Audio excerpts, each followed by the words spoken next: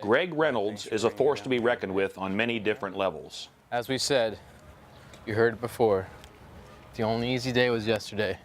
With a 15-month combat tour in Iraq under his belt, the 32-year-old survived a horrendous motorcycle accident, losing his arm 4 years later. But the former Army Staff Sergeant refuses to allow his injury to cramp his lifestyle in any manner. People count me out all the time because I'm missing my arm, and when I golf or even when I fish, they're like, how's this guy gonna make this happen?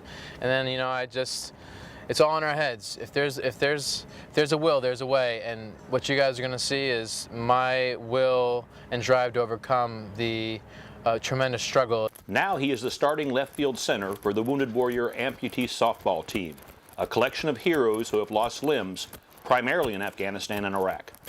Greg, along with his friend John Nicholson, also an Army veteran, came to Clearwater, Florida to train for various sporting events, including the Bataan Memorial Death March, a 26-mile challenge to be held March 19th at the terrain of the White Sands Missile Range in New Mexico. On April 9, 1942, outnumbered American soldiers surrendered on Bataan.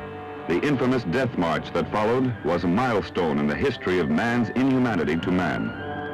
My team had our spring training over in Lakeland, Florida, where the Detroit Tigers train, and so that's what initially brought me down, and then I figured while I was down, I might as well keep training because I'm doing the Bataan Memorial Death March for the second time this year, which is an amazing event. You know, it raises honor and memory of the World War II guys that were captured off the Philippines and just the tremendous struggle they went through. Reynolds was in a coma for 6 weeks after his accident, defying the odds of survival 2,000 to 1. After a long recovery period, he went from 175 pounds to 110 and in a wheelchair, basically becoming a recluse.